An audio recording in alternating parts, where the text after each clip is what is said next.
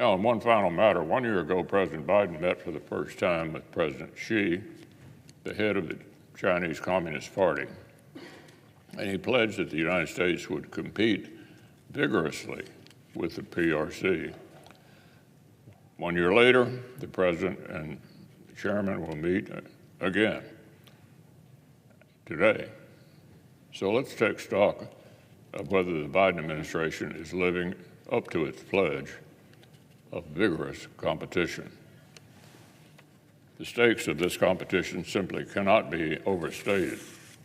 The Chinese military is outpacing us in pivotal military capabilities like hypersonics, precise long-range fires, and even naval vessels.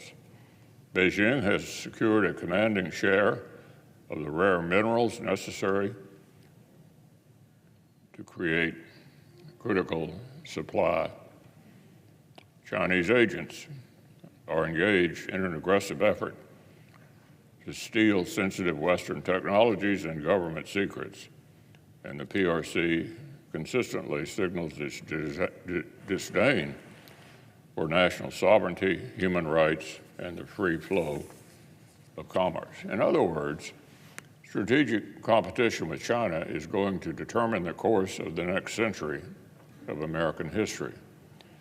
And yet, the Biden administration has too often met this historic moment with weakness and naivete, time and time again, and has sacrificed competition on the altar of green climate policy.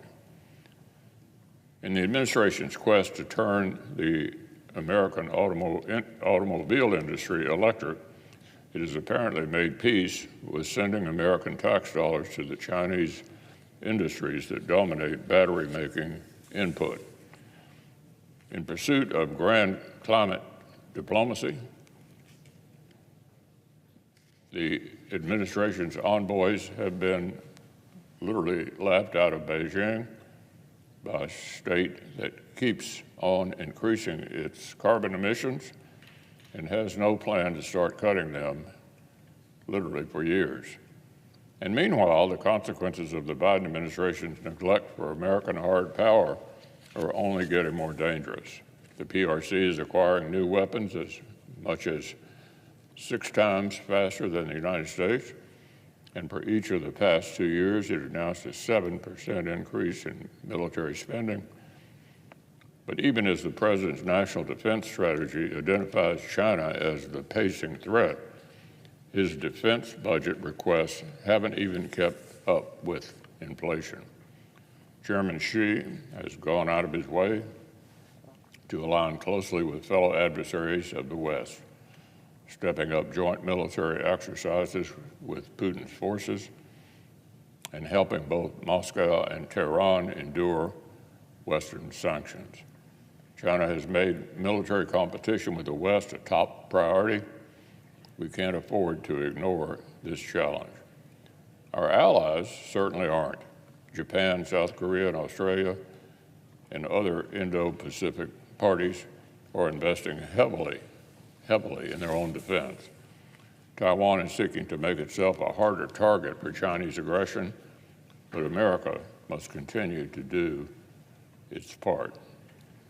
We have to keep investing in the sort of defense industrial base that can sustain this armament and strengthen our own military for effective deterrence. The Senate has multiple opportunities before us in both supplemental measures and full-year defense appropriations to do exactly that. And we can't afford not to seize these opportunities.